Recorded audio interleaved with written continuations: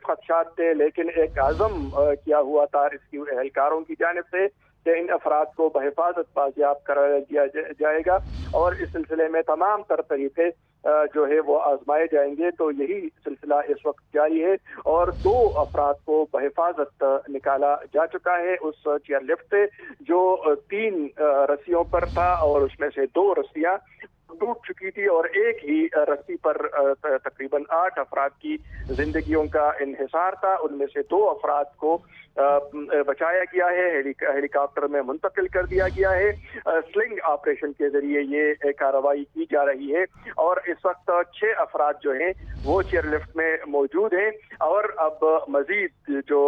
अफराद हैं उनको भी निकाला जाएगा। जी काशिफ, यकीनन ये बड़ी कामयाबी है। आर्मी हेलीकॉप्टर तकरीबन सुबह 11:45 पे वहाँ पहुँचा जाए वकुआ पर। GOC SSG भी वहाँ पर मौजूद हैं और ब्रिगेडियर वकार हमारे साथ मौजूद थे। वो कह रहे थे कि एविएशन की तारीख में इंतहाई मुश्किल तरीन ये ऑपरेशन होता है केबल ऑपरेशन का, और ये बहुत यूनिक ऑपरेशन होता है और फिज़िकली कमांडोज को अंदर जाना पड़ता है इसमें। तो बताइएगा कि फिज़िकली अंदर गए हैं लिफ्ट के अंदर कमांडोज? जी बिल्कुल, जो तरीका स्लिंग ऑपरेशन का इख्तियार किया गया तो फिजिकली वो चेयरलिफ्ट के करीब पहुंच गए हैं, उनके अंदर गए हैं और वहां से इन अफराद को निकाला कर हेलीकॉप्टर में मुंतकिल किया गया और अब उनको हेलीपैड पर मुंतकिल कर दिया जाएगा। तो यकीनन ये एक मुश्किल मरहला था रेस्क्यू एहलकारों के लिए भी और बिलखुसूस उन वहाँ पर मौजूद जो इन फंसे हुए अफराद के लवाहिकीन हैं, उनके रिश्तेदार हैं, इन बच्चों के वालिदैन हैं। तो ये उनके लिए भी एक उम्मीद की रोशनी है कि बच्चों को और फंसे हुए अफराद को निकालना शुरू कर दिया गया है और अब यही भी बताया जा रहा है कि अब इसमें ज्यादा देर नहीं लगेगी और मुख्तसर से मुख्तसर वक्त में इस ऑपरेशन को तकमील तक पहुंचा दिया जाएगा। जी ठीक है, इंशाल्लाह उम्मीद तो यही कर रहे हैं और आगे देखेंगे कि इंशाल्लाह मजीद बच्चों को भी बाहिफाजत रेस्क्यू कर लिया जाएगा। नासिर ने भी हमें ज्वाइन किया। नासिर, आप ये कहिएगा जिन 2 बच्चों को भी रेस्क्यू किया गया है उनकी सेहत के हवाले से बताइए, क्योंकि इतनी देर हवा में मुअल्लिक रहना कोई आसान काम नहीं होता। दिल की धड़कन वेरिएट करती है, ऑक्सीजन लेवल भी कम हो जाता है वहाँ पर। तो बच्चे हिफाजत से, उनकी सेहत ठीक है अभी? जी जी बिल्कुल, बच्चे बिल्कुल ठीक हैं और उनको उनका मेडिकल चेकअप करने के लिए मजीद टीमें जो हैं वो हेलीपैड पर, करीब ही हेलीपैड बनाया गया है, हेलीपैड पर वो टीमें भी वहां पर मौजूद हैं और जैसे यहाँ से 2 बच्चों को भी रेस्क्यू किया गया और अभी तीसरे बच्चे को यहाँ से रेस्क्यू करने के लिए जो है हेली दोबारा यहाँ पर पहुंच चुका है और आहिस्ता आहिस्ता जो है वो कमांडोज जो है वो नीचे की तरफ उतर रहे हैं और बिल्कुल जबरदस्त तरीके से। जिस तरह आपने कहा कि जी बिल्कुल ये बहुत ज्यादा मुश्किल अमल होता है और स्पेशली मैं इस ऑपरेशन की बात करूं तो ये तो बहुत ज्यादा मुश्किल ऑपरेशन था। सुबह से जो है ये सारी चीजें और हवा भी इसमें दरमियान में आ रही थी, केबल भी दरमियान में आ रही थी, लेकिन उसके बावजूद एक अज़म किया गया था। हमारे जो स्पेशल कमांडोज हैं, SSG कमांडोज हैं, उन्होंने एक अज़म किया हुआ था चाहे कुछ भी हो जाए, चाहे आंधी हो, तूफान हो, बारिश हो, हमने इन लोगों को जो है यहाँ पर जो बच्चे थे, जो उनके असातिज़ा हैं, उनको उनके घर तक बखैर और आफियत यहाँ से उनको रेस्क्यू करके उनके घर तक पहुंचाना है और वो अपने मकसद में कामयाब हुए हैं और 2 बच्चों को रेस्क्यू कर लिया गया है। मजीद लोगों को भी रेस्क्यू किया जा रहा है। नासिर, क्या जज्बात हैं जब उनको रेस्क्यू किया गया, और साथ बताइएगा कि सेहत के हवाले से इमरजेंसी नाफिज कर दी गई है तमाम बुनियादी मराकज़ सेहत में? जज्बात तो मैं आपको, जिस तरह मैंने पहले भी कहा था कि जैसे ही यहाँ पर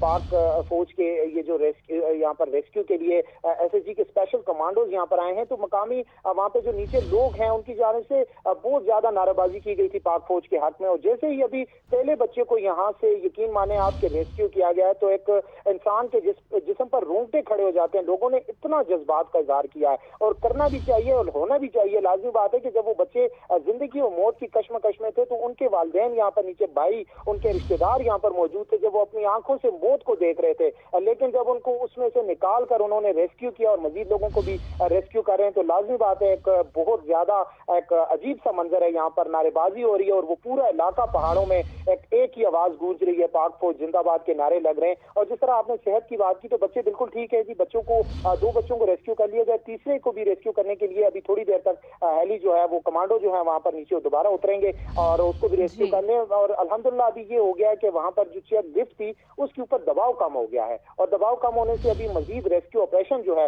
वो कामयाबी से कंप्लीट हो जाएगा। ठीक है नासिर, इस हवाले से भी बताइए, कुछ देर पहले हमारे नुमाइंदगान इस हवाले से भी अपडेट कर रहे थे कि फ्लाइंग टाइम का जो SOP है वो 5:40 तक है, और अंधेरा जब शुरू होगा, अंधेरा ढलना शुरू होगा, उसके बाद यहाँ पर लाइट्स की बहुत ज़रूरत पड़ेगी। इंतजामात शुरू कर दिए गए थे, क्या लगा दी गई हैं लाइट्स के हवाले से कोई प्रॉब्लम ना आ सके ऑपरेशन में? देखें, लाइट्स का तो इन्होंने बंदोबस्त करना शुरू कर दिया था, लेकिन GOC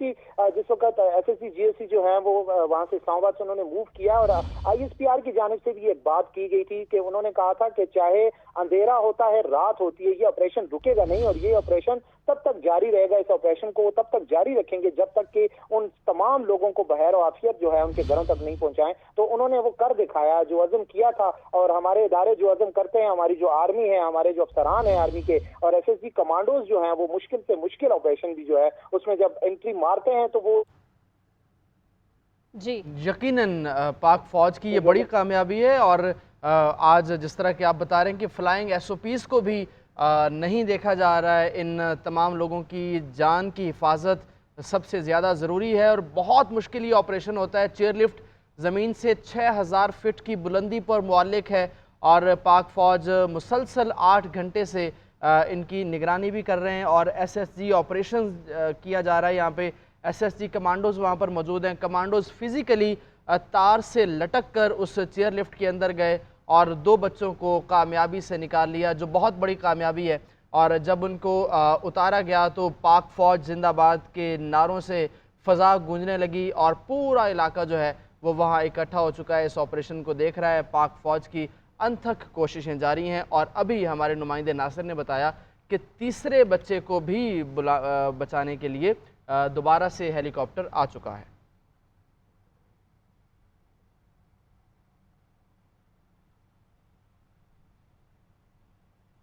नाज़रीन, और ये इस तरह की सूरत हाल जब होती है तो ना सिर्फ वो अफराद जो कि फंसे हों केबल के अंदर, उनके लिए मुश्किल होती है, लेकिन जो बचाने वाले होते हैं उनके ऊपर भी एक भारी जिम्मेदारी आयद होती है, और वो मुसलसल एक इम्तिहान से गुजर रहे होते हैं, क्योंकि इंसानी जानें, इंसानी ज़िंदगियाँ